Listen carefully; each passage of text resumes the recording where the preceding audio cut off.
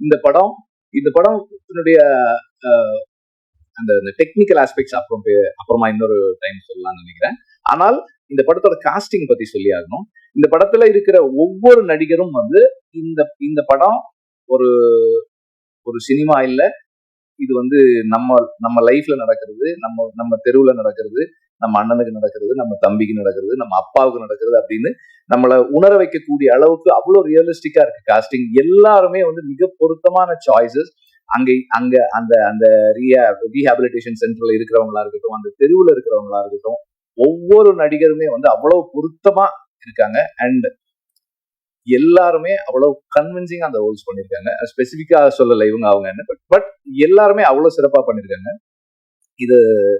And being audio லான்ச்ன்றதால மியூசிக்கும் நான் சொல்லியிருக்கேன். ஒரு ஒரு ஹார்ட் பீட் மாதிரி இருக்கு. எங்கேயுமே நம்ம வந்து அதை ஃபீல் பண்ண முடியல. ஆனா அது இல்லைன்னா நமக்கு என்ன ப்ராப்ளம்ஸ் இருக்குமோ அந்த அளவுக்கு இருக்கு. பேக்ரவுண்ட் ஸ்கோர் பியூட்டிஃபுல்லா பண்ணிருக்காரு. சாங்ஸ் நம்ம கேட்டோம், நல்லா இருக்கு. ஒவ்வொருத்தருமே அவங்க ஜாபை சரியா செஞ்சிருக்காங்க. அது வந்து டைரக்டரோட கிரெடிட் தான். Exceptional work as a writer and as a film maker. ஏன்னா ஒரு கன்ஃபைன்டு ஸ்பேஸ்க்குள்ள ஆடியன்ஸை என்கேஜ் பண்றது, இன்னைக்கு இருக்கிற நிலைமையில ஆடியன்ஸை என்கேஜ் பண்ணி வைக்கிறதும் அவங்கள எமோஷனலா மூவ் பண்றதும் வந்து ஒரு பெரிய சேலஞ்ச். அது வந்து ரொம்ப சக்சஸ்ஃபுல்லா பண்ணிருக்காங்க. I was very engage. Aamir சொன்ன மாதிரி ரொம்ப என்கேஜா இருந்தேன் இந்த படத்துல. அண்ட் ஒவ்வொரு கேரக்டரும் அவங்களோட எனக்கு உணர்வு பூர்வமான ஒரு கனெக்ட் இருந்தது. எல்லாத்துலயும் ஏதோ ஒரு இடத்துல என்னுடைய நண்பர்களையோ என்னையோ அதாவது எனக்கு தெரிஞ்சவங்களையோ நான் என்னால பார்க்க முடிஞ்சது.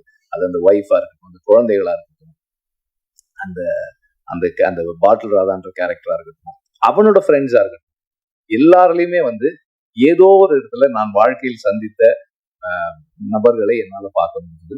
அந்த அளவுல அந்த writer and the director have succeeded. And இப்படி ஒரு படத்தை ப்ரொடியூஸ் பண்ணதுக்கு முதல்ல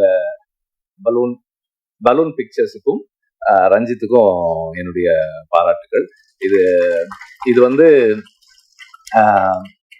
இந்த மாதிரி ஃபிலிம்ஸ் வந்து ஸ்டார்ட் பண்ணும் போதே வந்து இது மெயின் ஸ்ட்ரீம் இல்லையே அப்படின்ட்டுவாங்க. ஆனால் மெயின் ஸ்ட்ரீமுடைய biggest factor is identifiable element. இதுல இருக்கிற அந்த எல்லாத்தையுமே நம்ம வந்து இந்த கதாபாத்திரங்களை நாம எவ்வளவு ஐடென்டிஃபை பண்ணிக்கிறோம்ன்றதுதான் இந்த படத்தினுடைய சக்சஸா இருக்கும்ன்றத நான் உறுதியா